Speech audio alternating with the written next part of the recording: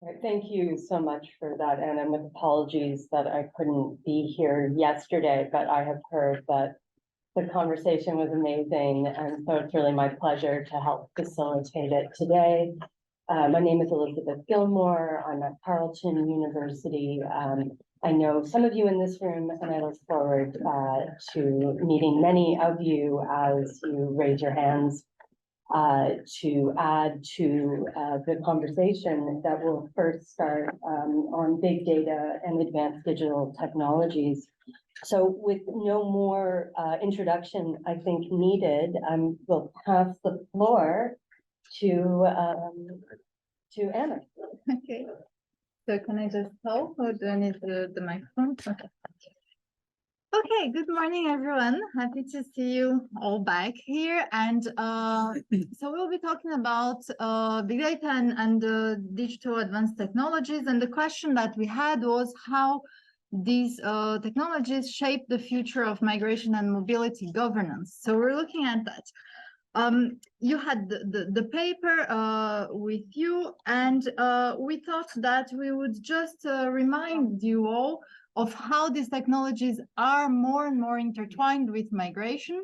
And we're thinking, so here you have, breaking a bit from the format, we have like this slide, which you have here, and you can see that digitalization and artificial intelligence, and more broadly data-driven artificial intelligence and other technologies are really more and more part of the whole migration cycle, be it pre-departure with visa applications that are more and more mediated by these technologies, or entry, for example, with chatbots, having information at arrival and also in humanitarian contexts, at stay, and for return a little bit less, but you see that there are a number of usages of that. This is something that is part of a paper that I co-authored with a few colleagues, and it's from 2021. So you can imagine as well that large language models, ChatGPT, that we have been talking about yesterday, generative AI, will be quite interesting to see also the impact of these new and emerging technologies throughout the migration cycle. But this was just to give you an idea. So our starting point is that these technologies are already part of the migration dynamics and migration management, be it the border, but also for stay, etc., and throughout the migration cycle. And so when we started thinking about how would that impact the future of migration and governance, because that was the topic that we were given, we thought about putting forward 4 main considerations for you so that we would discuss during the seminar. So the first one is that migration and mobility governance encompasses a variety of actors. And you all know here that entails notably states, but also international organizations, regional, subnational, and local stakeholders that can be quite important in this field. Now, if we put that and add to this mix that it's already a complex one, if we add digital technologies and advanced ones such as artificial intelligence, we could be in a situation where the paradigm could be shifting a little bit, and but at the same time we could have this deepening of asymmetries between these actors in the international sphere, and we could be seeing the creation of what I called before in a different paper, the creation of an AI divide. And whereby states that could be global south states could be building capacity on this field, and thus increasing their potential for having some more voice in the international arena of international migration management. So shifting a little bit this paradigm that is kind of predominant in the sense of global south, global north type of paradigm in the migration studies. So this is one aspect that we had to discuss. The second point, and it's linked to this first point, is about data. So these technologies are, and I think Ibrahim could talk much better about that later on, they are quite data driven and increasingly data hungry, right? So they need a lot of data to function in a good way. And data that we're talking about could be personal and non-personal, but we're also talking about data that could be related and is related to migrants, and I'm using this term as a very broad concept of migrants, that could already be in a quite vulnerable situation. So we could be having a second harm added to these people that would be on the move and that already have to deal with a number of questions for them. But on top of it, if their personal data is being collected and stored and used in a way that is not compliant with legal standards or any other more broadly conceived ethical standards, we could be looking at a second wave of harm that we would have for these migrants. So that's why we need think better data governance throughout the migration cycle, be it at the level of having states that are collecting, storing, and using this data, but also at the level of technology companies that are developing these AI and other digital technologies that could also be implementing this type of better governance of the data itself. That was our second point. On a third point, we would like to voice the concerns that scholars and activists have been putting forward for quite a while about their concern about the increased use of border surveillance technologies. And so if we think about recapping from my other points, that we have AI and other digital technologies that are permeating increasingly the field of migration throughout the migration cycle, that these are probably creating a different AI divide and asymmetries between the actors in this field, and that they are quite data driven and very data hungry. Then if you put all of this in the mix, it creates this question about who is using that for what purpose. And we're seeing more and more governments in the first line here using that for surveillance, and technology is being used more and more for this purpose. And that has been quite well documented in the field of migration, and quite important to highlight. I'm not going to go over the whole points that we're making here. We have the paper, but that finally leads us to our fourth point, which relates to accountability and apt decision-making relating to the use of these increasingly sophisticated and data-hungry technologies. So if we have all these technologies that are there to stay and that are increasingly used in this field, we need to have a better system for the future of thinking about the future of migration, a better system of accountability and decision-making that takes that into account, be it at the level of states, international organizations, but also private actors that that work in this field, especially in the technology sector. So that's more or less it for me. I'll pass give the floor to Ibrahim to complement a little bit. All right, thank you, Anna. Good morning, everyone. So my comments, so I think this was a very conclusive summary of what we had. My points are a bit about, again, looking at this problem from a more engineering and computer science perspectives. So I'd like to start with my favorite ice cream example.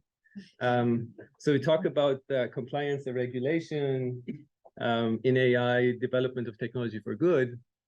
So if you think about an ice cream, you can, when you buy an ice cream, there's a label on there that says the process taken for creating this ice cream went through an ISO standard. The factory is all great. We followed all the standard procedures and so on. But that doesn't tell you that that ice cream is actually good for you, right? There's another label there that says, you know, if you eat one ice cream, it's 500 calories. So obviously it's not very good for you. So I think there's a distinction when we think about AI and use of AI as the ice cream example. There's a distinction between regulation and compliance, which ensures that the process for creating AI was a safe process, but that doesn't actually mean that the AI that went through the compliant process is actually a good AI to use. So there's a distinction there that we need to be careful about, the distinction between compliance and regulation and development of technology for good.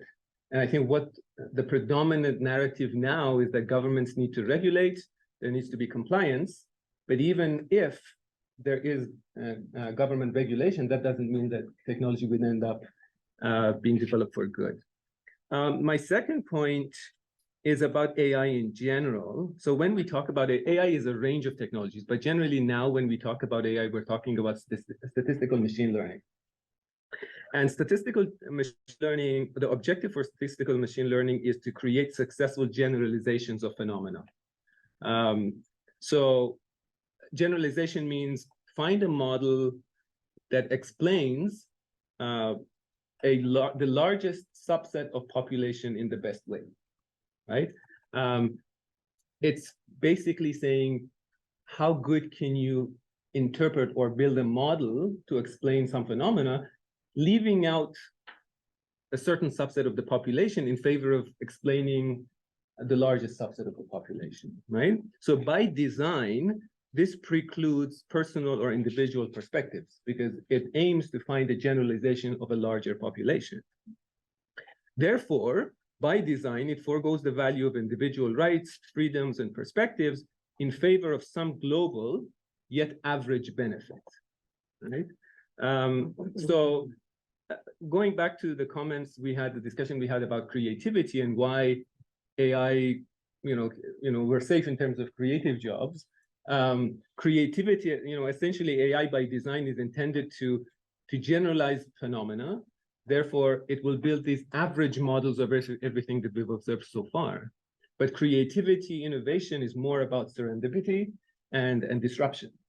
So if you have an AI model which is just generalizing better and better, it would have a very hard time, disrupting. Therefore, the creative jobs, the point about creative jobs being safe yesterday, I think, comes from that angle.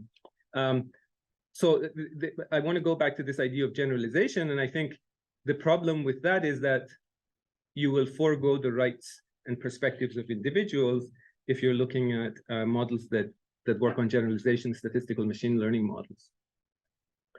Point 3 I want to make is, again, the AI, the statistical machine learning models that we talk about are essentially a mathematical estimation of either class membership or regression. We call these regression problems or classification problems. So an example of a regression is estimate a certain number, right? For example, a classic example of a regression problem is predict stock market prices. A classical example of a classification problem is predict an unborn baby's eye color, right? Brown, black. So this we call a classification problem. The assumption behind these mathematical estimation models, be it regression or classification, is that the phenomena is accurately quantifiable. So you can actually say, here's a number, or this is the weight of the baby. This is their color of the eyes. It needs to be accurately quantifiable. How many cars passed an intersection? How many cats in a photo?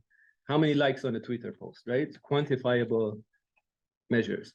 But in essence, social problems are wicked problems that are not necessarily quantifiable problems. So you have underlying phenomena or processes that are mostly people's experiences, which are varied, unique, distinct, and mostly qualitative, not quantitative. And so it would be very, very difficult, even if possible, to reduce qualitative personal experiences to quantitative measurable metrics. For AI to actually operate efficiently, it requires you to reduce those experiences into quantitative values.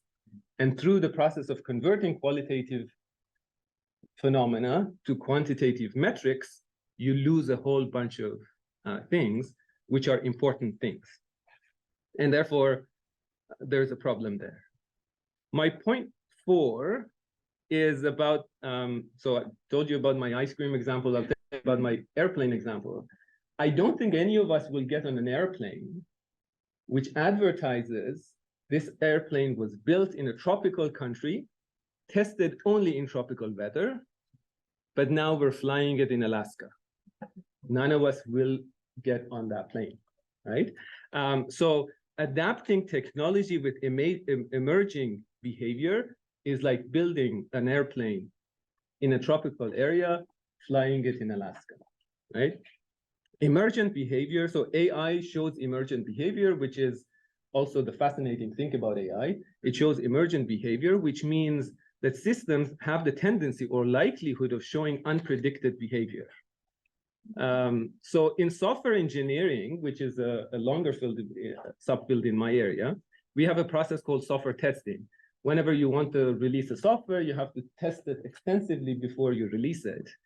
For mission critical systems, things like airplanes, satellites, spacecraft, and so on, we have a more rigorous way of software testing, which is different from testing your apps on your phone. We call these formal methods. So formal methods are provable mathematical representations of software that are guaranteed to exhibit certain behavior, right? So I build a software for a satellite. I write a mathematical proof that guarantees that under all circumstances, this satellite will behave this way. There are no emergent behavior in that software because once you have the satellite or you're flying an airplane or there's a spacecraft, you don't want the emergent behavior. So if you do not have a formal guaranteed representation of your software, the software will not be certified and therefore not allowed to be put in an airplane or a satellite or what and so on. So now decision-making in social sciences has broader social implications, I would argue, not that in a plane crash is a good thing, but worse than plane crash, because you could deploy a software and impact 100 million people. So the consequences are quite grave. The question is, given you could interpret social phenomena as being mission critical situation, do we also uphold the same levels of standards for developing software with emergent behavior within social context? So can you actually build, or can my colleagues in engineering build a formal mathematical model of immigrants' experiences and ensure that when we develop an AI system, that it will actually behave the way we expect it to behave? I do not think that you can actually build a mathematical model of ensuring fairness at an individual level. So I'm a proponent of banning any sorts of AI use when making decisions for humans at an individual level, because you cannot ensure that an AI system with an emergent behavior will actually behave the way it will behave. And my last point on that is when you talk to me as an engineer and talk about fairness, I will tell you fairness is about statistical parity across groups. I have group 1, my model performs in a certain way on group 1. I have another group B, my model performs, I want my model to perform similarly on group A and group B, and I call that a fair model, right? So statistical parity. Now, again, if you think about it, you can have a model that has similar performance on group A and group B, but systematically disadvantage people within those two groups. Therefore, if you think at an individual level, this phenomenon of statistical parity across groups is still unfair from an individual's experience perspective. Think about an AI system that decides on people who becomes a PR, who doesn't become a PR. You might say, I'm going to test this system and say, it should be fair across all people applying from different geographical regions. But then if the AI system is actually making mistakes on certain cases, but making those mistakes systematically, it's still not a fair AI system. So I think when thinking about AI, we should think about actual measures of fairness rather than mathematical definitions of what group fairness or statistical parity actually means in practice. Thank you. Thank you, and thank you for both speakers for, I think, just incredible perspectives and different ways of understanding the, I think primarily the challenges of AI in migration, as well as some of the technological features that may limit its application or even make it a very harmful application. But while I have so many questions, I am going to open it to the floor. Is there someone who would like to, and because I note that we're actually all discussing for this session, and I think maybe rightfully so. So Anna, did you I want to? can help break the ice. Okay. Also because, yeah, that was supposed to be the last session, so it was like, okay, everyone is formal discussant because in all the previous panels, we had assigned the initial discussant. Mhm. But that's, I believe that's. Yeah, I believe that's fine too. And then, well, thank you both for very, engaging introductions. And obviously I'm more familiar with Anna's work coming from a legal perspective, and also because we've worked together. Well, we work together with Ebrahim. We're still, I think I still have, probably Ebrahim has learned more on migration than I have learned about AI, but I'm getting there. Actually, I was thinking, and also I want to recognize that with the work that I've done with Lucia, and I know Lucia did also with Nick, every time I was telling Lucia, you have to start with the definitions. Well, for instance, what is statistical parity? What is even AI? So, and usually I think most social science papers start with defining the terms before getting into any of the arguments. But I had some questions that I had noted in reading the paper, which I think to some extent still hold. And one was, so what is new? I think technology was always having these challenges and these opportunities for us, and to the extent that technology was used for migration governance or for empowering migrants. So what is there something particularly new? And like, should we say from last year? Yesterday we discussed about ChatGPT and whether this is, and I can't remember who said we shouldn't be asking what ChatGPT is doing now in version 4, but in version 15. So, or is there something, we know in the 2015 multiple actually refugee protection emergencies, there was this hype about cell phones and people having a totally new level of control over their trajectories because they had this cell phones. I mean, later on we realized this was not so much the case, but I would like to ask both of you, from your perspective, has there been like two crucial moments, like two milestones? For instance, if I suggest that it would be 2015 and 2023 or 20, yeah, I think ChatGPT was 2023. Or is there something else, or there's no milestone, it's been just incremental? And in relation to that, again, coming back to the question, do we need new legal principles for regulating that, new legal concepts?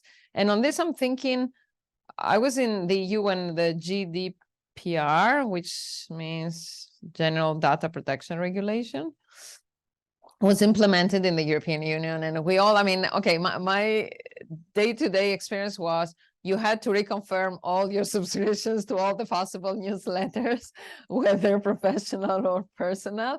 And it was just a nuisance because in any case, you were just hitting yes, just give me your list, rather than reading what they were doing with your data. But through the years, I realized that GDPR was providing to me as user with a very high level of protection that, for instance, is not afforded in North America. And I mean, to this day, but I'm wondering, so GDPR is binding within the EU because of the EU, how can I say, entity as a political, a supranational, but still entity with power. But if we think about regulations, like, because as we were saying yesterday, still the state keeps most of the power. So what about like the data issue? The data regulation issue is very much transnational. So who's going to implement that? We know the problem of international law is there's no one to enforce it. So And I have a few, okay, maybe an answer question, I'll stop. Ibrahim, so are you suggesting that we shouldn't be using the airplane tested in the tropics for Arctic weather, or are you suggesting that we shouldn't use an airplane anyhow?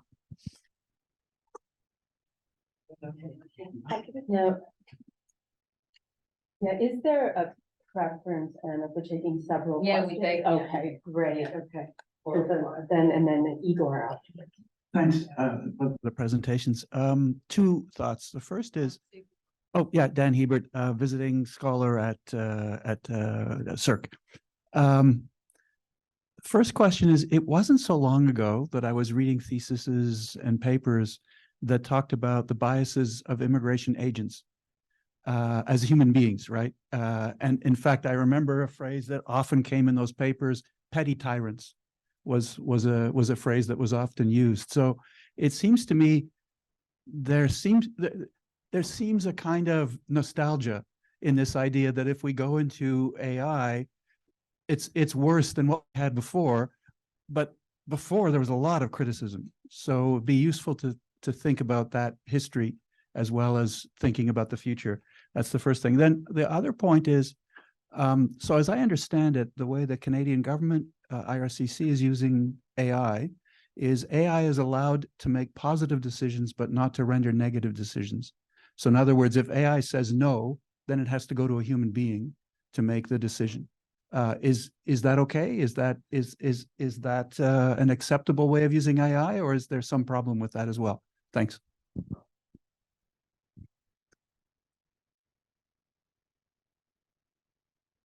Hey, Igor Grossman here. So Ibrahim, interesting perspective, but okay, most of us in social sciences who work in a quantitative tradition submit to a nomothetic representation of a so-called standard social science model, which means that we don't care about the individuals either. Our models are about generalizations. They are about, you get a sample, you hope that it's sort of representative. In psychology, it's mostly not, but whatever. And then based on that sample, you try to make a generalization about particular group. You base then some kind of out of that generalization, you create some kind of a theoretical framework. And then you, of course, being a great social scientist, apply it to everybody in the world to get tenure and promotion without thinking whether it applies or not. So my question is, to what extent is that any different from how AI systems that you described quite accurately work? I don't think it is. I think the same questions apply to basic social science practices, especially in the quantitative tradition. Now, because then you take this model that somebody came up with their idiosyncratic biases, maybe based on some kind of generalization without even reflecting if the sample that you're getting this from applies to a particular context. Then you bring it to a policymaker, and then policymaker tries to make a decision about an individual. That is, in my opinion, not very different from the challenges that you pointed out. So I think the challenges here are not with AI. The challenges are with the translation from the generalizations and the standard social science models that we have to application to an individual.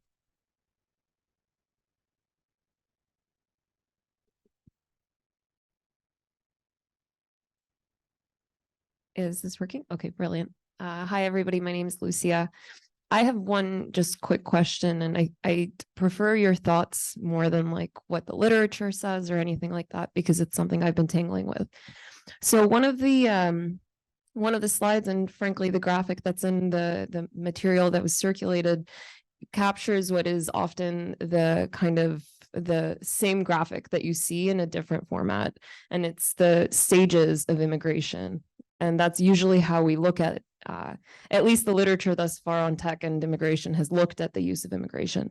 But I've been thinking, and now you've kind of triggered something for me around the fact that statistical parity and fairness. And I think yesterday we talked a lot about the different kinds of migrants that you can encounter, from refugees, asylum seekers to economic migrants. And I think maybe what we're getting wrong with the use of tech, and where I'd like your input, whether it's AI or whatever, is that we're often looking at immigration as this one journey that most migrants take that looks the same. But migrants have different needs. And I think that's where the question of fairness really comes about. If we're thinking about it as a journey, yes, you could say, okay, we could apply AI here, we can't do it here, we can here, we can't do it here. You're having a decision made about whether you can enter the country, it can be applied. But is that true? And is that a fair approach if you're a refugee versus an economic migrant? I think that raises questions about fairness for me. And then I have just one question of clarity. Can you please explain emergent behavior one more time? Because the way I've understood it, and keep me honest, is that emergent behavior means that there might be something as AI continues to work on a problem, very simply put, that you didn't expect to come up. Thank you.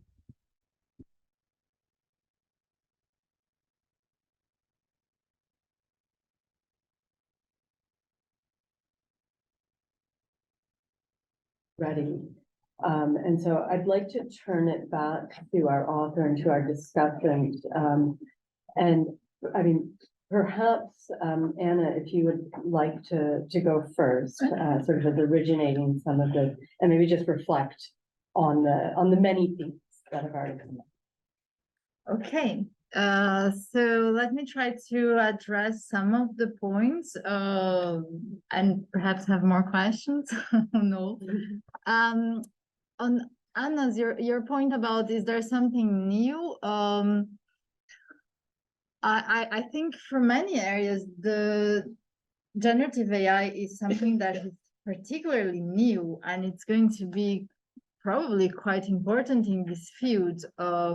So applications that I can think on the top of my head is, so we're seeing a number of positives and negatives, and I wouldn't want to just frame it around negatives and about risks and about doom and gloom, because I don't really think that that's the point. It's just technology is there, we're advancing with it, and we just need to understand how that works, and obviously understand the risks and mitigate them. But anyway, so there could be quite interesting uses of the technology if we think about migrants throughout getting information about their journeys or about legal concepts and so on. That information might be better available now on the positive side, because we could have these technologies that would create content faster. On the negative side, we could have increasingly disinformation, misinformation campaigns that could be much faster to generate because of the technologies. So I think that would be interesting. I don't know if it's just incremental or if it's really a change. I think in the tech sector, it is seen as quite a big change, but they have this tendency of thinking that everything is quite a big change. So I don't know, time will tell. On whether we need new legal principles or concepts to regulate this field, that's a quite an interesting question. I tend to think that we shouldn't, for the sake of creating new regulations and new frameworks, abandon the one that already exists. So in the legal field, everything can be reinterpreted. And I think interpretation of the existing laws are quite important. So if you think about, just to give you an example, and ask you a question, how many people in this room has written a letter today? Like physical, pen and paper or pencil? Nobody. How many people today has sent an email or a text message? Okay, so in the European continent, the European Convention on Human Rights has an article called Article 8 that relates to the right to everyone to have the respect of their private life, family life, home, and correspondence. This is a text from 1950. In 1950, correspondence was what? Pen and paper letter, right? Maybe at some point they had fax machines, who knows? But I think it was more likely pen and paper. But the European Court of Human Rights, which is the organ that that interprets this convention and puts forward decisions in this field has for a long time adapted the meaning of correspondence to include digital correspondence, because otherwise who writes a letter today in pen and paper? So I think it's important to think about new regulation. And again, in Europe, we have a lot of talk about new regulations. So I don't know if you're all familiar with the European Union Artificial Intelligence Act, which is a proposal. It's not yet adopted. It's very close to adoption, but not yet adopted. Instrument that will regulate artificial intelligence in the European Union. It's very interesting, the approach. It's a risk-based approach, quite fascinating, with lots of flaws as well. But it needs to go in parallel, from my perspective, with the fundamental rights and human rights that exist in this field, with the general data protection regulation and so on. So do we need more? Perhaps, but we need to not fragment everything and not start to weaken the ones that we already have, the legal protections that are already in place. And then it's a question of interpretation from the legal side. And in real world, it's also a question of compliance. And I often tell my students that we often have law in books, but we mainly have law in action. And sometimes it's very different from what you have in the books and what you have in practice. So it's kind of a little bit of this perspective. And then I think, and then I'll give the floor, I'm not monopolizing too much. There was a point on bias and Lucia's point on the migrant journey. So just on bias, my point, I think it was your question, right? Whether what's the new and whether you're regretting not having the petty immigration officer, very biased and making decisions. From what I understand, the problem is not that we don't have anymore the immigration officer making petty biased decisions. The problem would be that maybe that immigration officer biased mindset can be amplified and applied in a more how to say larger way and cascade that, instead of having, so if you had one nasty one and a few others that were kind and compassionate, and if we have the bias of the nasty one that entered the system, then we would have an army of nasty ones and not the compassionate ones anymore. So I think the problem is this cascading effect and the amplification of biases. From my perspective, that's what I see as a problem. And then on the migrant journey and the graphic, I take your point. I think it would be very useful for us to think about it in a different way. That's the traditional way, I think, of thinking of migration, in this sense of having this approach that everybody goes through all these points, but it's also perhaps the way in which states and international organizations are using. So while I think it's quite important to think about other ways and how technology influences this more, let's think about the journey, or that can have interruptions and so on. But at the same time, we shouldn't forget that we will have at these main points, so at entry, especially borders, and at stay in particular, we would have more and more of this generalization of the uses of these technologies and all the problems that it creates. And sometimes we will know that this is happening because states are acknowledging that, but sometimes we will not know that this is happening. And it's then an even more complex problem of fairness, because you cannot have an approach of fighting something that you don't know that exists. So it can be quite difficult. But yeah, it's a very, very interesting point. Thank you. So I think that's it for me. Long answers. No, I think that was a one. I mean, you did. I think of answering the diversity of questions. That was really very succinct. And now, Ibrahim, I think that perhaps some of the questions were more directly you, something clarifying. Even Of course, yeah, sure. Of course. So, Ishtiaq, welcome. We switched the panels, so don't be surprised. I was enjoying the conversation. So just a few quick points. I think about GDPR. I think GDPR is great, but we shouldn't think that GDPR will actually solve much. And I'll give you an example, specifically with regards to data privacy. So a bunch of students in MIT set out to show that even if you hide personally identified information and personal information on social networks, it's still possible to predict sexual orientation. So they called the application Gaydar. They took Facebook accounts of students, MIT students. They had information about the sexual orientation of these students. They're all hidden. Application did not see it. Solely based on social connections, information on the social networks, with AI, they were able to predict very, very accurately the sexual orientation of the students in the sample, right? So even if you hide personally identified information, if you don't collect it, it's still possible to extrapolate from other types of data.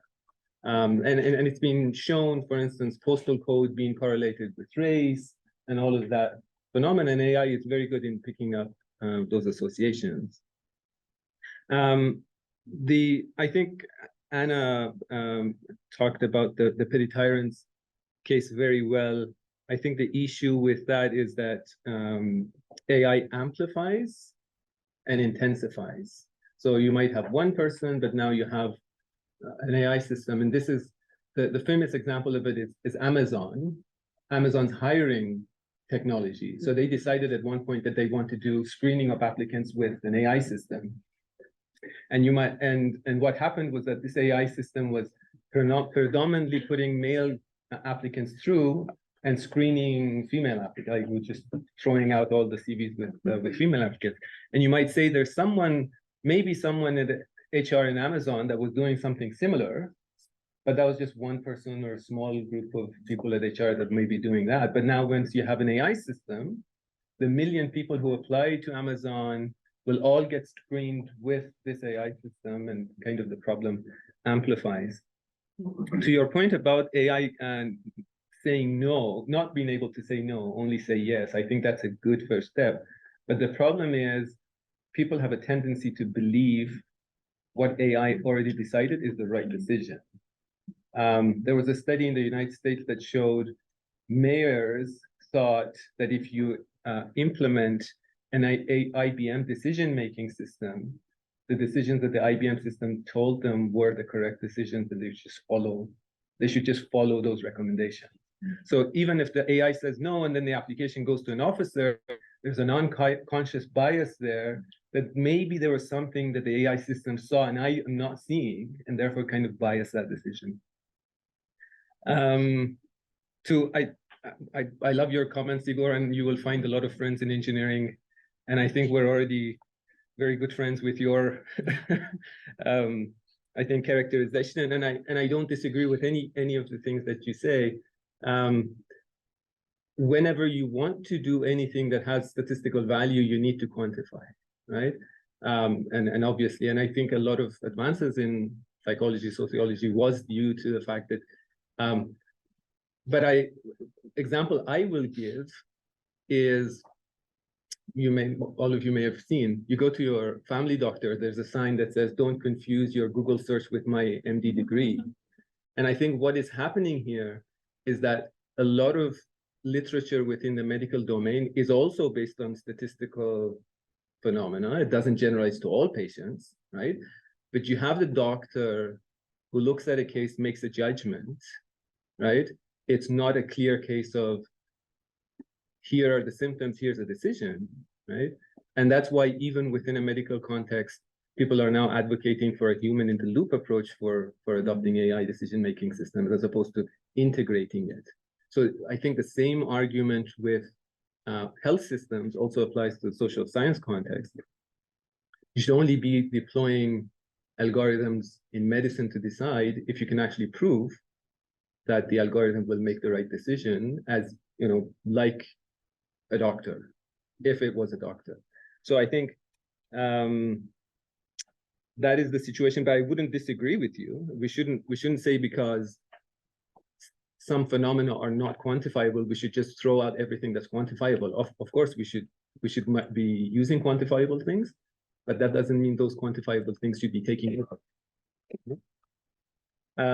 To the point about whether I'm advocating not to fly a plane anymore, I think if you fly a plane when you guarantee certain characteristics, right? I wouldn't recommend people flying planes that don't have guaranteed characteristics. If you have a plane that has a likelihood of suddenly deciding to turn off the engine, I wouldn't recommend any of us getting on that plane. So that's that. The one your question, I think, about emergent behavior and what emergent behavior is. I think emergent behavior is something that you cannot predict the AI system will do. And so with generalizations of AI systems, you don't necessarily know what those are, and therefore you may be surprised by the behavior that the AI system shows. An example of this is a group of physicians started collecting data in the ER from the patients that were going in. And they found that cardiac arrest was correlated with broken arms, broken legs, sudden hits to the head, things that they never believed were even correlated with a cardiac arrest. And what happened, but this AI system was actually correlating these things. And what in fact had happened was that where they had collected the sample of data was that people who had access to healthcare were the people who would actually go to the hospital, whatever happened to them, because they could afford it. People who couldn't afford it, they wouldn't go to a hospital when things happened to them. So if someone's arm was hurting, their back was hurting, their toe was hurting, they would go to the ER because they could afford the ER. And so the AI system would look at this and said, apparently there's a relationship between when your toe hurts and you have a cardiac attack. So this is, I think, emergent behavior from what the AI learns. So these are unpredictable things, that patterns that the AI will pick, and you will be surprised to see that these are behaviors that the AI actually gives you. And so that's the emergent behavior from the AI systems, right? So the generalizations that happen don't necessarily make any sense. There's no causal relation. Essentially, there's work in machine learning that works on causal relations, but those are not the main streams of research. It's mostly correlational work. There's a correlation between this phenomena and the other phenomena, therefore I'm going to make a connection, not necessarily a causal. So you're suggesting that it would pick up spurious correlation and don't see that they're spurious. Yes. So those correlations are correlations, not necessarily causal relations. Or rather, the underlying relationship, it has not been, it's not elucidated. Yeah. Now, there's one more question in the room. You've been waiting very patiently. So I see. Is the session over? I don't want to delay. No, it's not. But I thought maybe one more from the room and then we could go online. Maybe there's nothing online. Okay. Yeah. Thanks. These were excellent presentations. I wanted to ask a question about accountability to Anna, and something about the ice cream problem to Ibrahim. So on accountability, I think, certainly from a legal perspective, we're familiar with the very significant challenges that AI poses to conventional legal forms of accountability, right? Judicial review for procedural fairness. So who's the decision maker? What is the decision? How do you evaluate? All of those things are, I'm sure, familiar. Deeper problems, though, that I think you are getting at with governance, and I'd like to hear your views on, when we talk about the various organizations, states, private actors, and so on, who are gathering, sharing data, a question arises, I think, about who are they in relationship to? And the relationship that creates accountability is never with the migrant. It's with other states, it's with clients, right? So when you want to talk about governance, who is the person who has the concerns is never part of the relationship of accountability that would happen at this governance level. And, traditionally you might have thought, well, citizens might be, right? So there's a whole body of knowledge about, or regulation about how states can gather evidence about non-citizens who are present that they can't gather about citizens. But as soon as states start sharing information, my citizen is your non-citizen, and then you share information about your non-citizens with me, and boom, I've got information about my citizens, right? So that blows it out of the water, right? So when you talk about governance, and yes, we need more regulation, we need more governance, but how and where is the relationship of accountability that underwrites governance going to be generated when everybody's a non-citizen to the one gathering the evidence and then sharing it, and migrants have no currency in any event? And so I'm still kind of wondering where the engine driving governance is going to come from in the normative sense. Ibrahim, I love the ice cream problem because, man, the simpler you make things for people like me, the happier I am. And I love ice cream. But so I'm going to ask a question that just reveals how much I struggle with this.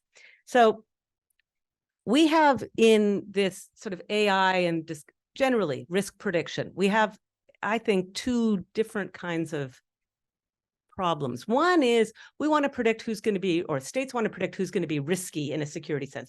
We don't want people coming in who are going to do harm. And you can use AI allegedly to help better identify who those are. I don't know if that's a classification problem. Who will we encapsulate under the label security threat? Or is it action that's through regression? Who is going to commit certain risky acts? And you can talk about refining AI to do that better. And you can talk about how well or poorly these systems work. But then there's another thing our immigration systems all do, which is we try to predict who's going to make a refugee claim, who is an asylum seeker. And we call that a risk. The systems call that a risk. The whole border control mechanism is dedicated to preventing people from coming in and claiming refugee protection, which all the states sign up to. And here we find ourselves improving, in quotes, systems to identify people who are likely to make refugee claims. And the better states do that, the worse they comply with their legal obligations. And you hear people complaining about technology because it's doing a better job of identifying people who are going to seek refugee protection. That doesn't strike me as a technical problem. That's a normative problem. It's a normative problem about designing systems that we call safe, orderly, and regular, but are really just about preventing people from seeking the refugee protection that they're entitled to. I can't kind of figure out if that's a regression problem, a classification problem. One strikes me as a technical complaint. The other one strikes me as a normative problem masquerading as a technical complaint. And so I'm still kind of trying to sort that out, and any help you can provide, I'd be grateful for. Another question. Yeah, so, but my question is quite similar, actually. So the idea is if we have kind of the sort of laws and systems that try to prevent certain people from coming in, right? So if the motivation is to stop some of these movements, can we have the use of technology that is actually serving the purpose of law, right? Like if we take refugees, you have many countries that have signed the Geneva Convention, but they don't necessarily apply the Geneva Convention in situations of refugees, right? So can we have situations where the technology is actually changing some of these motivations? Or do you think we're always going to have situations where, according to the motivations of different states, if it is to restrict migration, then the AI is going to be amplifying and intensifying, if you want, these sort of restrictions? Yeah, one more, and then Nick, did you also want to come in? Yeah. Okay. Yeah, so please, yeah, please. Yeah, Lucia, thank you.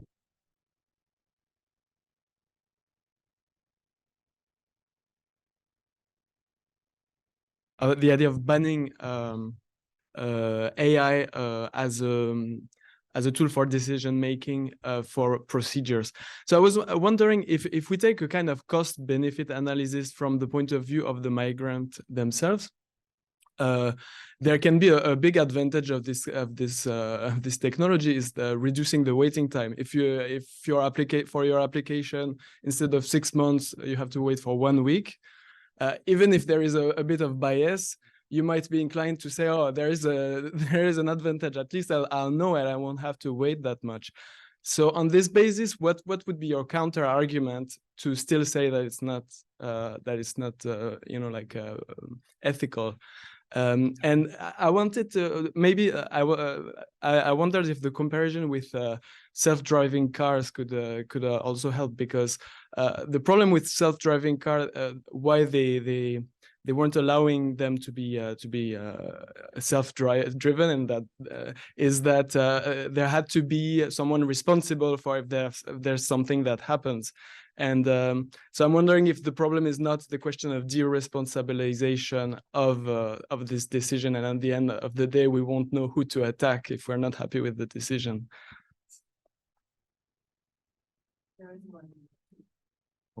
Thank you. My question is for you, Anna, and it's related to the asymmetries that you were describing in this AI divide. And I'm curious, how do you think there's a way to go about addressing that divide, and like who would be the actors that would be doing that? I know international organizations are kind of positioning themselves in some way in this role, like IOM with its Midas program that it's rolling out. But then this also gets to the question of like the webs of relations and accountability, where, you know, organizations like the IOM are rolling out these programs that are funded by European Union and others. So there are these external motivations to deploy these technologies there. Thanks. That's right. This last one for Ibrahim, and this is with regards to the idea of exchange and data privacy. And say I wanted to counter your ice cream example with diapers. The reason why I'm saying this is, say, for example, you order diapers online, or even if you buy it from Walmart, right? There is a tracking, like I get emails about my kids, saying that they need a diaper and it will have to be a size up, right? Now, my question is, it's good because then it's convenient, right? And I think it is, it is in a way, it's automation. Right? At the same time, there's this whole machine learning. I mean, someone is tracking the growth of your kid. And it is presenting to me in my emails that, what do I do? Okay. But can I just, okay. But you see, so that's one thing. But there are brokers now. So now I'm like, in a very practical sense, brokers who make use of AI. It's not just states who make use of, decision-making through AI. We have brokers who offer services. And if, say, it's a diaper, that's a product. But then if it's a migration pathway, then that's a different thing. What I'm saying is someone offers this idea that we can be taking in your immigration application or like international student application, and we will carry you through the whole process until you become, say, for example, a citizen. And we have your information because you applied, through us for your student visa. Then might as well, let us carry you through to the finish line, right? But that is in itself, there's a data privacy thing involved in there. At the same time, there's this, an exchange. You agreed, and it will be convenient for you later on because you keep on like uploading stuff, right? And even say with us, passwords, do we still remember what our passwords are, right? So that it offers that whole convenience thing. But at the same time, it is an exchange. And imagine if you're someone, say, you have this, and sometimes it's a per subscription. That's another thing. If it's subscription, is it paid? Is it not paid? If it's not, then, what are they earning? Like, they're getting money from somewhere. It's probably your data, right? So meaning what I'm saying is, so then it offers this whole idea of indebtedness, or the whole idea of thinking that, have no way out because, it will take you to the end, right? So I'm wondering, like, so the ice cream and diapers, and then the immigration process. Thank you so much.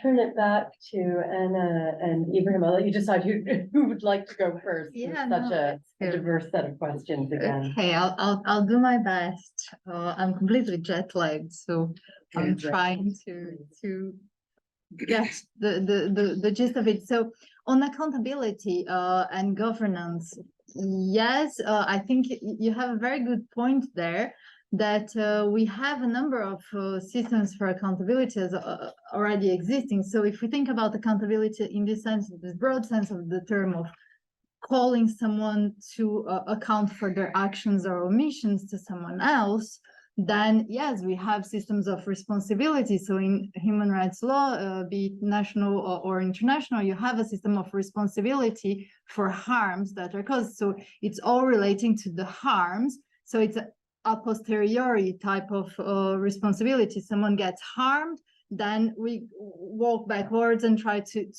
pin the responsible behavior on someone that needs to then redress the situation, gives or gives some just satisfaction to the victim of that harm.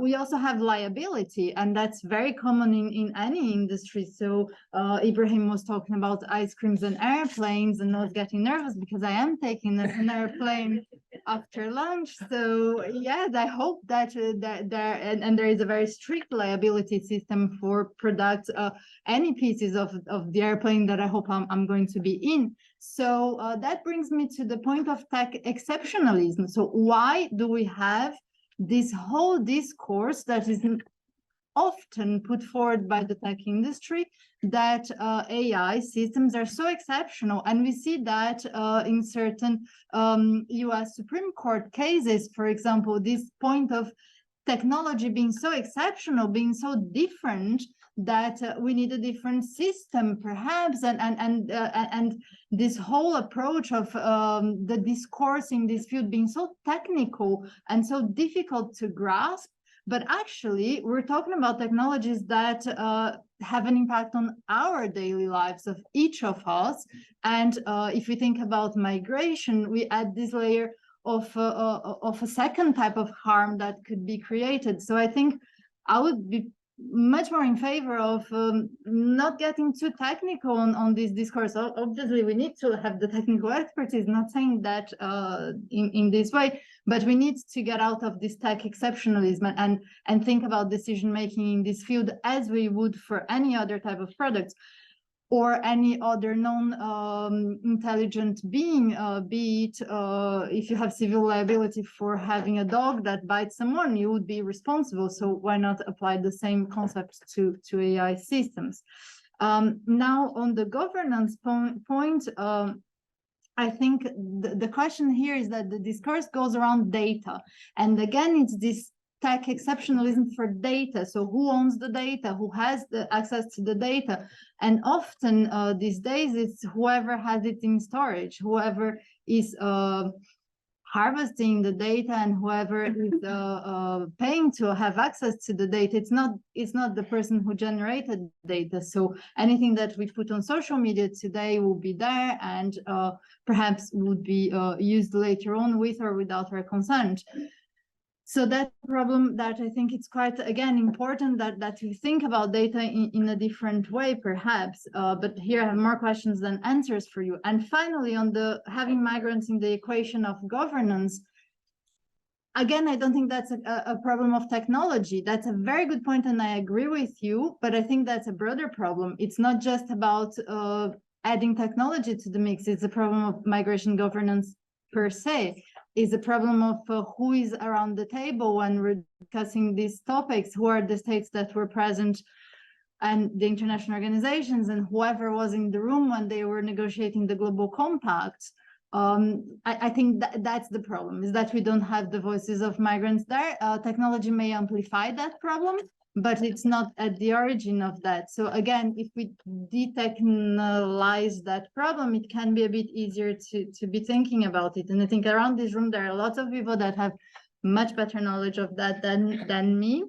And then to link to your question, Achilles, and that's, I think, it for me, on the motivation for using these tools, systems I agree with you. I have been writing about that. To me, it's just a tool that could be used for better preparing reception conditions.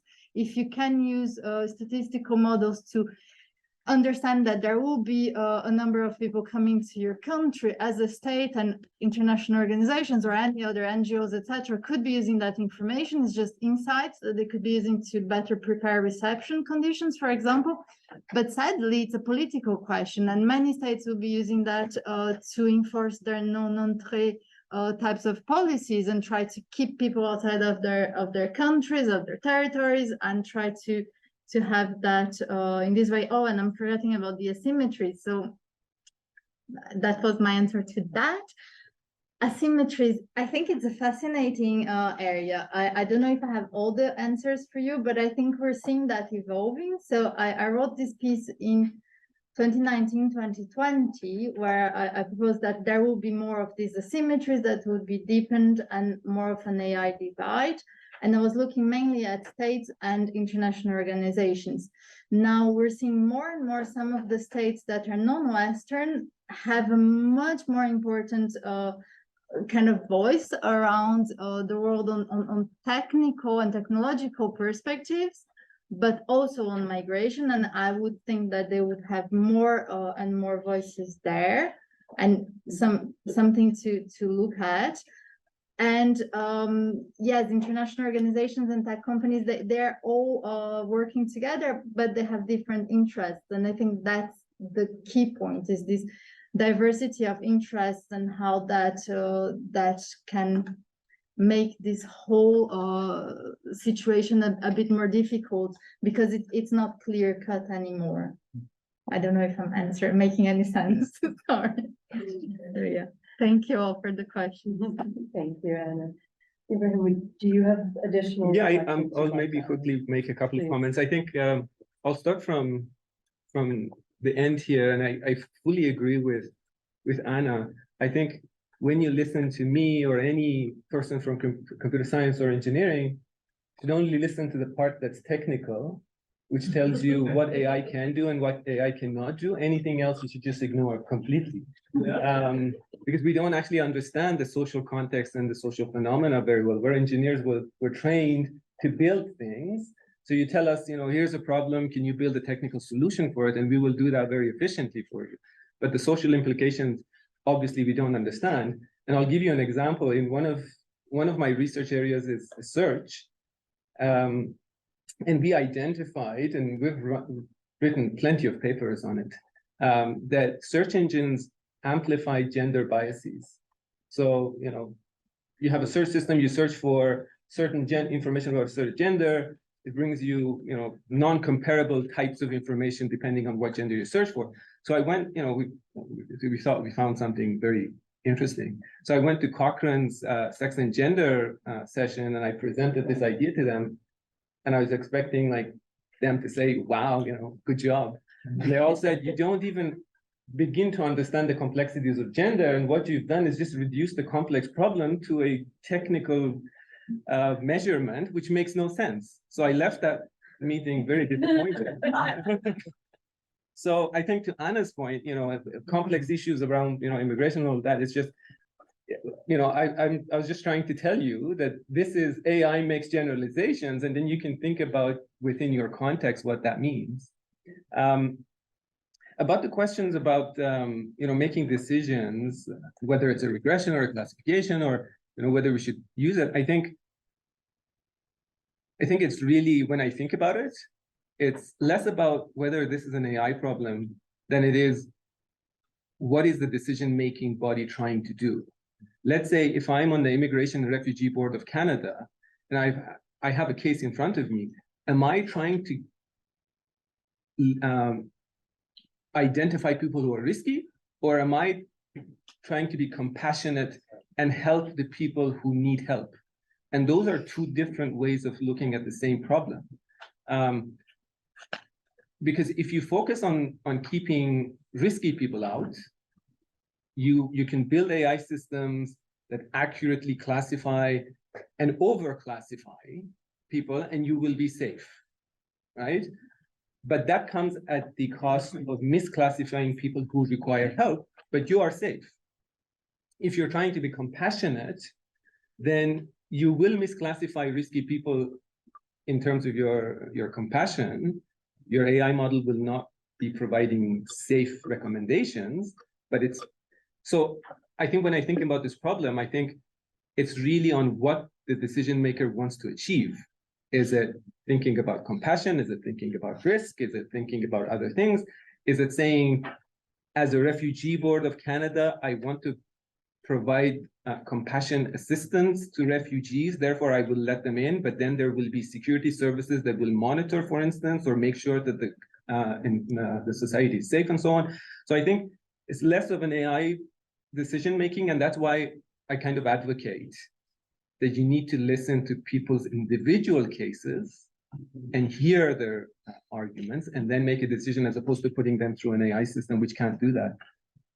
With regards to the waiting time problem, I think that's a very interesting thing. And as engineers, that's what we do.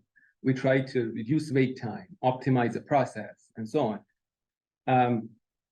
But when you think about let's say an immigrant's experience, I think it's a position of privilege to say, I'm going to reduce the length of waiting time overall, as opposed to giving enough attention to each person's case.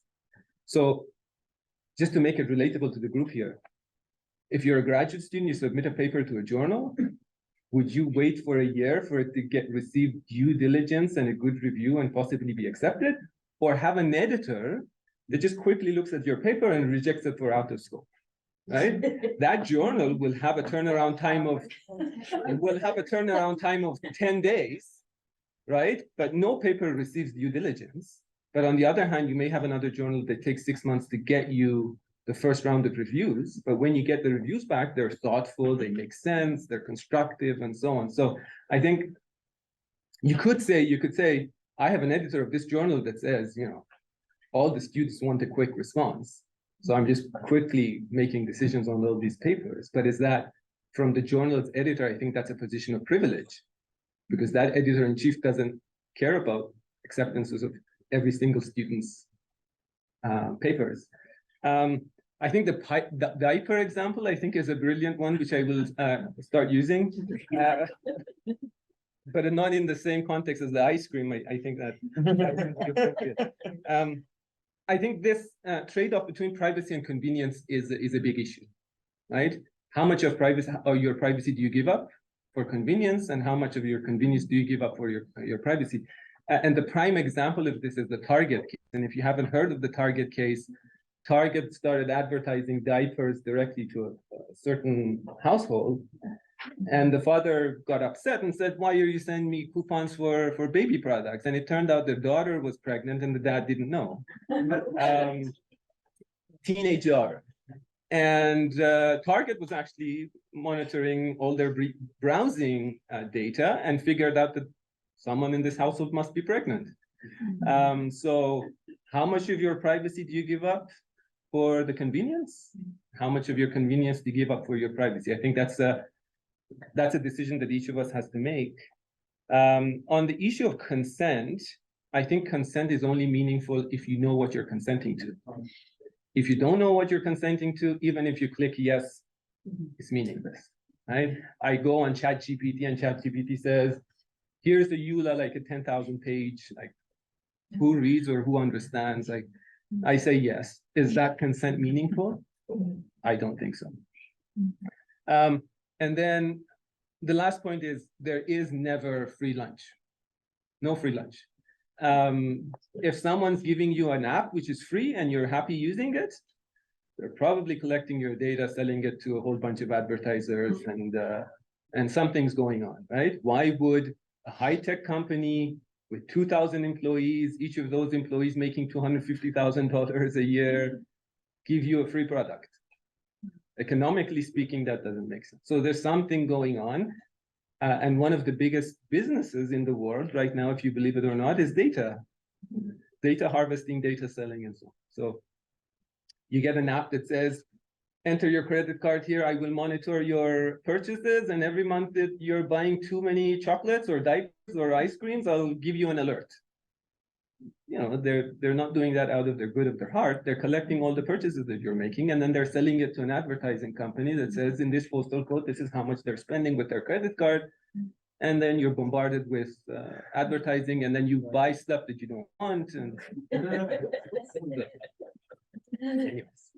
So I feel like any questions that you have about this, Ibrahim would be a very good person to ask. I'm almost a bit tempted. There's so many additional questions. I was almost a bit tempted to make a type 3 error joke with all of the type 1 and type 2 errors that you were presenting there. But I can see that the room is really full. I see Anna, and then I had already identified Lucia over there. And then what I'm going to do, just in sort of fairness, I'm just going to sort of start going around the room. So Anna, and then Lucia, and then we'll just start and just kind of keep working our way around. I think, yeah, we have to have. I know. At some point, I don't mind, yeah, because we have a 30-minute buffer for the other. So maybe we can go for another 10-15 minutes. I think given And all the then- interest right now, I think you want to do that. Yeah. Yeah, okay, and I'm guilty anyhow. So very quickly, yeah. The diaper example, interesting, because when I was buying diapers for my kids, there was no online groceries. So I never got those. And it's very interesting, however, how they would follow up. So they would presume your child now is 2 years old, 3 years old, etc. But I think then to reflect to what both of you said, I remember after 9/11, which is more than 20 years ago, there were some very critical commentary about, checks at airports, and said like, all the people who were not looking Arab were very happy about the increased checks at the airports. But anyone who looked vaguely like an Arab person because I remember that newspaper article saying, if you don't look Arab, go 2 hours early. If you look like it could be taken for an Arab, go 4 hours early, because you're going to spend 2 hours being interrogated. So I think the diaper problem is exactly what you only realize the problem of the efficiency versus convenience when you get into trouble.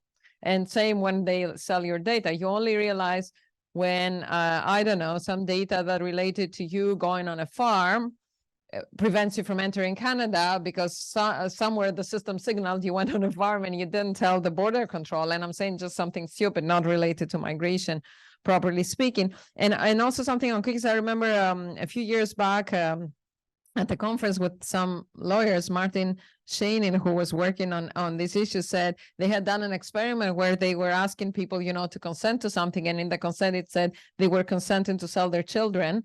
And 50% of the people said yes, because no one checked what was what was in the thing. So, but I wanted to come back to two things. One that Audrey said about the fact, but this is a general problem with migration policy, that the people concerned are not voting, are not part of who makes the decisions. So, but yeah, so what is in a way also, Audrey, your take on this? That has been always a problem. So the accountability is not to the person who is concerned, or the asylum seeker, or the migrant, whatever type of migrant, but is this taking it to a new level? And I know you and I had kind of informally discussed also then, I remember then Lucia was telling me the black box and white box AI. So is the white box AI good enough because we can identify whatever the subject being the computer, whatever, but the black box not, because we don't know who, like, because Audrey is a lawyer, and correct me if I'm saying this wrong, she was saying, when you have a judge or, some legal officers or lawyers, you can go and interrogate and say, you made a wrong interpretation of the law. But if the ultimate legal person will say, we use that system on the basis of this good analysis, and they did, like, where does the responsibility lie? But on the other hand, for instance, what we've seen in the global, because someone said, oh, we have it in the Global Compact, but actually in the Global Compact, and no, that you said, I think, Anna, that we don't have the voice of the migrants sufficiently in the Global Compact and similar global governance mechanisms for global governance of migration. But I think we do have the voice of the migrants in many respects. And And one question that has been raised recently is that during the pandemic, there was a lot of use of technology to have more online consultations with civil society and migrant organizations around the world, enabling those to take part in the decision making. But the question was risen, is anyone listening? Because, you know, it was a bit of a tokenistic, yeah, and probably, you know, the UN person was making coffee or helping their kids with homework. Kind of, no, there was these real concerns. Who do I give it to?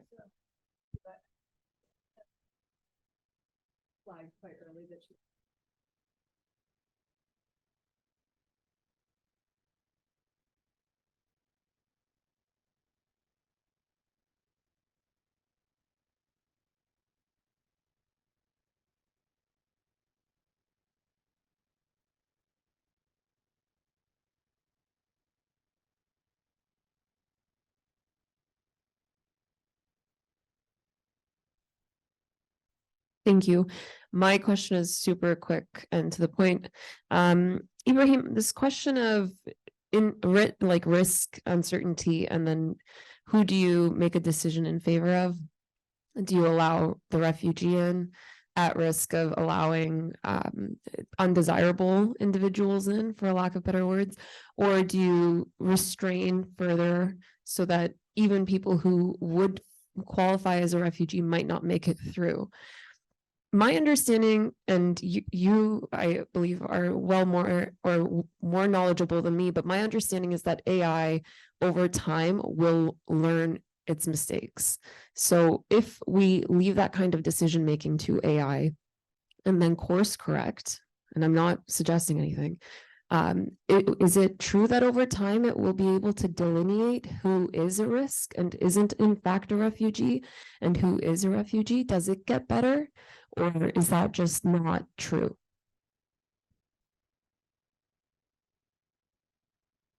Yep, sure. I mean, I'm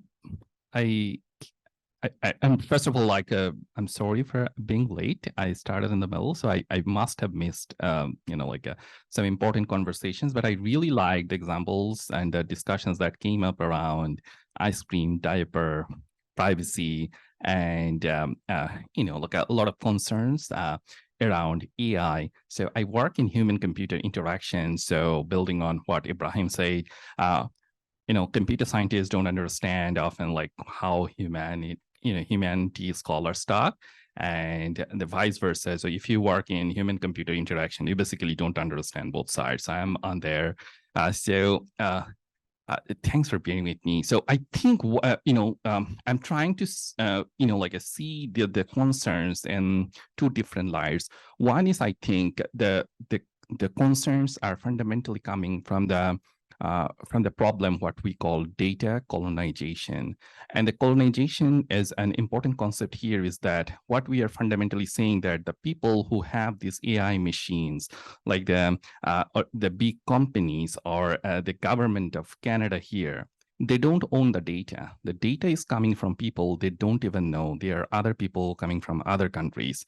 They are making use of data. They are interpreting the data the way they want and for the kind of imagination that they have as like model citizens of Canada. So who do we think are the risk-free people? And what kind of data do we want to see in their past life to make a conclusion that this person is worthy for living in Canada the rest of their life? So we don't know the data, but we have the power of AI to, you know, like process the data and make the meaning of it. Here's the fundamental question of voice. One way to think about this, and, you know, like a lot of computer scientists these days are, you know, like excited about this, think of AI systems instead of AI, which means that, well, yes, the government of Canada does have one AI to say who is worthy of living in Canada and who is not. But then there are other voices who are also criticizing, protesting, maybe at an individual level or maybe at a family setting. They are, you know, sharing their grief, or sometime on social media. What AI technology, the positive things that, you know, like we can think of is if we can have other AI technologies which can gather this kind of you know, voices, which, you know, like the big AI do not even count for making their decisions. We can, you know, like give voice to the people, marginalized people, you know, like to fight against the injustice coming from the top. So now there's like a one, like a way to think about it, but that doesn't, like solve the other point, which is, I would say, a fundamental problem of how AI technology actually functions. A lot of problems that AI currently facing today are like a problem that the discipline of history, suffered for a long time with historical determinism. What kind of data can be a part of history? We know like history is written by the victors, and similarly, like what can be counted as data? Even if you look at, our migration. So I'm a migrant. I came to Canada from Bangladesh. I know that my driving history wasn't counted here. Although like if you ever visited Indian subcontinent, you know that driving there is way more difficult than driving here in Canada. So, when I took my driving test, I passed with no, like an alert. And the instructor was saying that, oh my God, I can't believe you, you never drove, because I drove like for 15 years. It's just you don't. Okay. But anyway, so, but it's not only in the drive. If you go to the,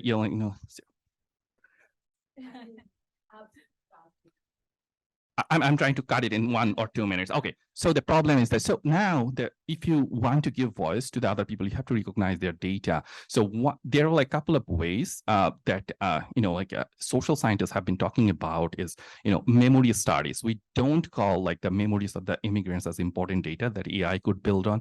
We can think about oral history. That's, like indigenous scholars have been talking about for so long. So if we can build a new kind of AI based on this data, I think we can build a counter voice against all the injustice that we are concerned of. Thank you.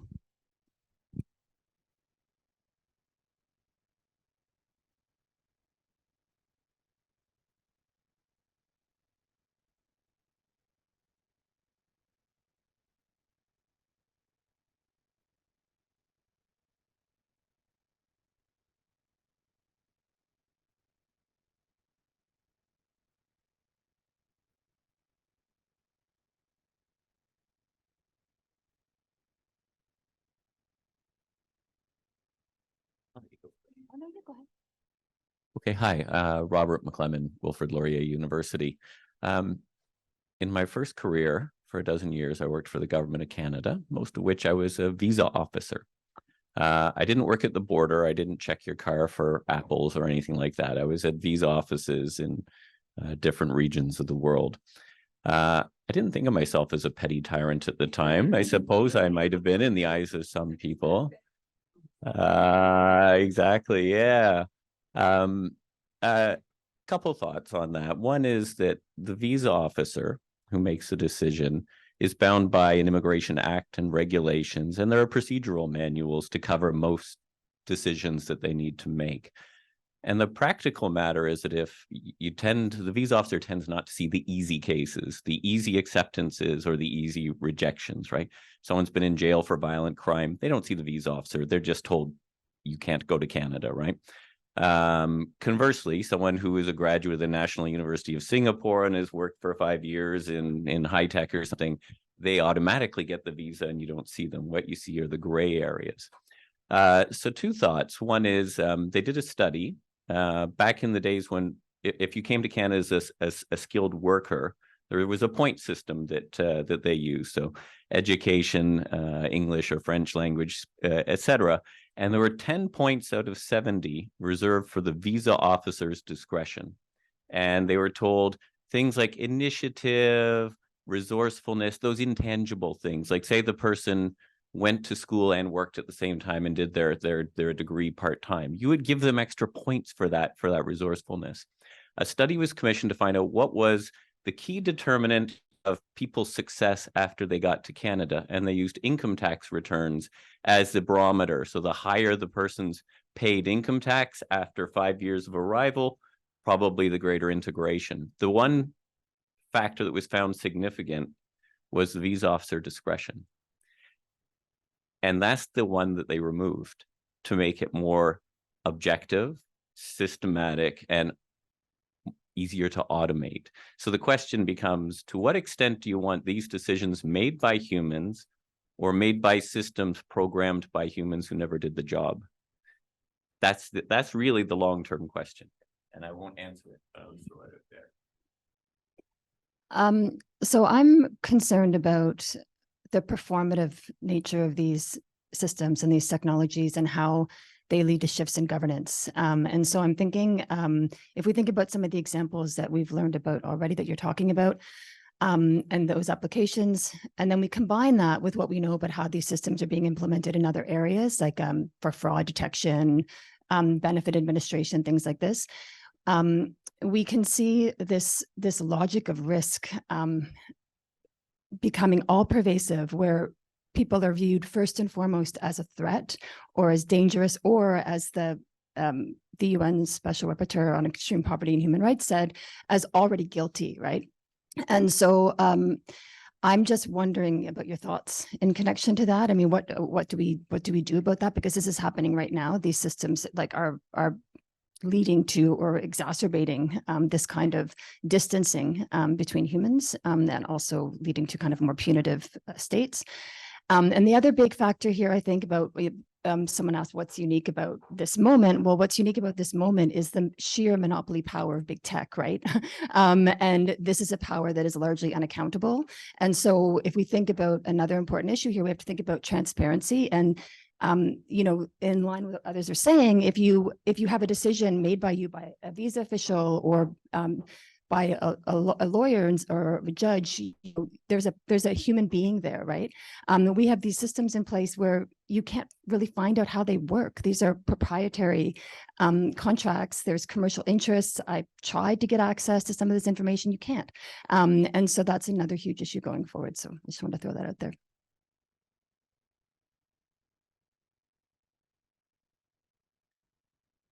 I think when it comes to technologies and AI in the light of migration, there are two ways of looking at it. One way of looking at technologies is from the perspective of you using technology or misusing it. And the other one to look at it is the production of technology itself. I agree with Istiak. What really counts is data, and what technology, for whose interest these technologies are produced. So they are not produced in political neutrality, a political vacuum. They are produced for the interest of certain people, groups, actors, especially when it comes to migration mobility. So therefore, I completely agree with you. There is a need to develop technologies and AI to counter this hegemonic, interest. Number one. So this is just a comment. And the other question, and I would appreciate if you could, have your say. When it really comes to, I also research on issues of women migrant domestic workers from South Asian countries to the in the Gulf regions. So when I look at these discussions that we are having in this context, I think there are more pertinent, more burning problems than what we have been discussing here. So what would be the utility of such discussions, right, in the lived experiences of these migrants who are at the margin of even within the immigrant or migrant population? I'm going to turn it back to Emma. But before I do, is there anyone who's not sitting at the table who has something, like just sort of at the front with something that they want to add? I know sometimes when you're sitting in the back, it's because you may not feel like you want to add to the conversation. I just want to make sure that you're recognized. Maybe online. Yeah, and Melissa, maybe at the same time, you know. Okay, make sure everyone who would like to be heard has Okay, with that, I'm going to turn it first to Anna and then to Ibrahim to help us bring what has been an immensely sort of large topic. I can't think of one where we've ever covered everything from diapers to human rights to the challenges of driving in Bangladesh, which I do want to hear more about. But if you could help us see some of the emerging themes, I think the room would be very grateful. Okay, so I kind of try to put together a few of my thoughts on some of the points that have been raised. They all come back to discussion of accountability and responsibility, liability. So I think from my perspective,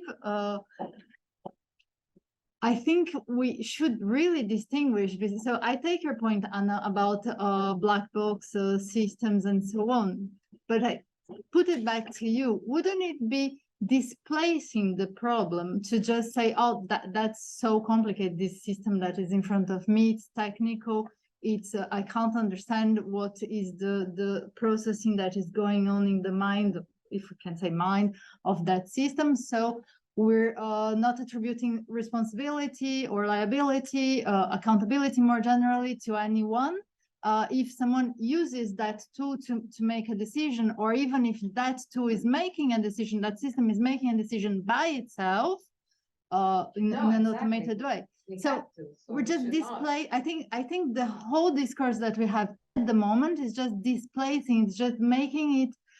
It's making a screen of smoke, and it's displacing the real issue. It's again, let's think about so one topic that I like talking a lot, which is dogs. So if can I understand what's going on in the mind of my dog? No, I can't.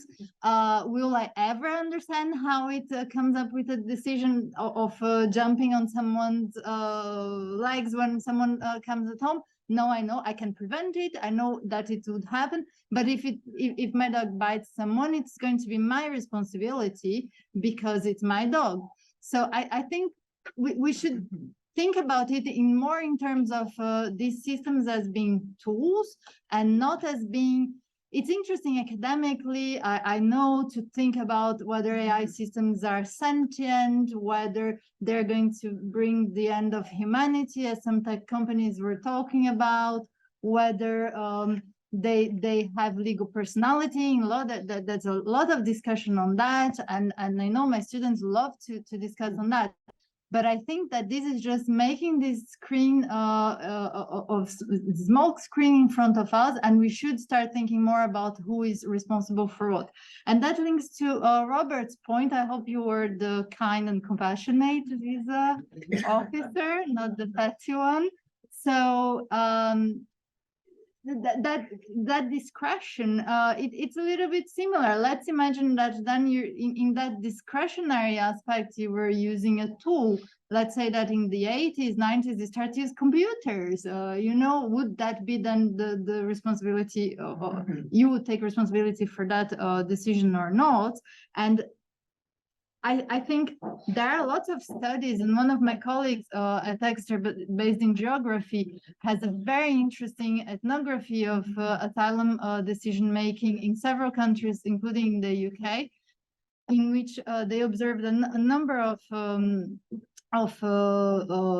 trials, and they realized that, for example, judges were much more lenient after lunch, a little bit less before lunch. So humans also have all these issues. So again, would that judge be, would that decision be possible to make an appeal? It probably would, depending on the system.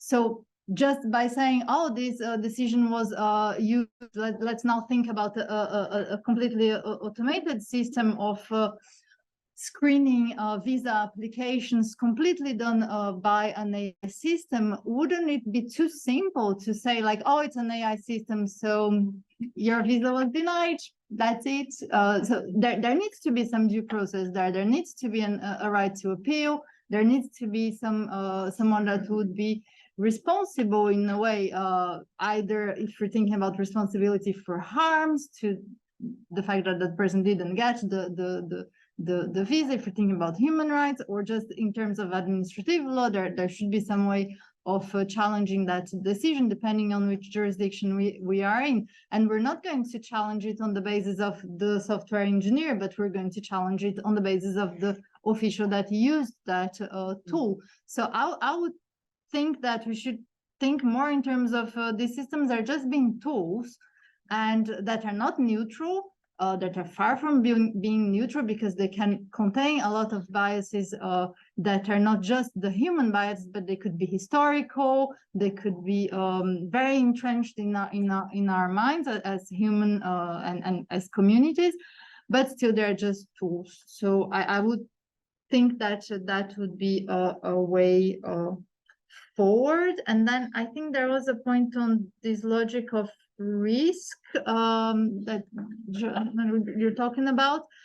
And yeah, I think it's quite an important point that you make. I totally agree. I think we're going more and more into this logic of risk, especially with migration, and technology probably amplifies that. So again, questions of transparency, which is a big issue in technology. Yes, but again, I feel that a lot of this discourse in the tech industry is about some of these concepts like transparency and explainability, which just makes mud the waters, and we're not talking about what systems we already have in place and what types of accountability, liability, responsibility we already have in place and could just be applicable to these systems if we agree that they are not so exceptional, that they are just tools. They're complex, very sophisticated, but they are nevertheless just tools. So that's my view, but I don't know if. No, thank you so much for that. Ibrahim, I'm going to ask you to be incredibly brief with your final. Sorry. You are now standing between us and a coffee break, but I know that you will also maybe help us with some of the the technology aspect, perhaps some of the things especially that we've heard that maybe don't ring true.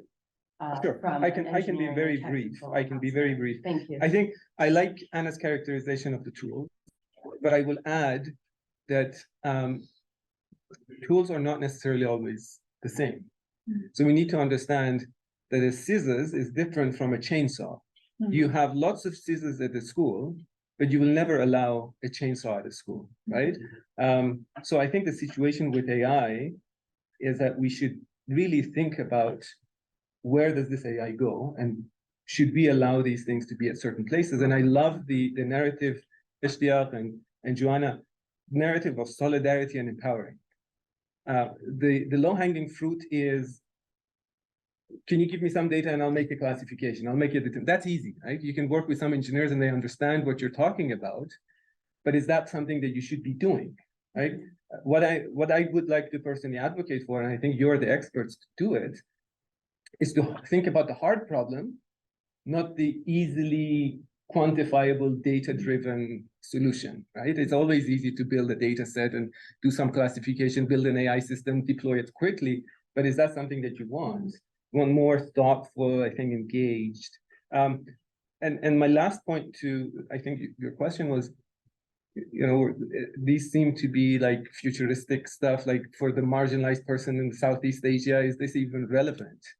And I would argue that for the person in Southeast Asia, this is even more urgent, because the divide that technology is creating is hurting the marginalized population more than it is hurting anybody else, right? So now technology is creating these, you know, financial divides, you know, status, class, access, privilege, all of that is just completely amplified with technology.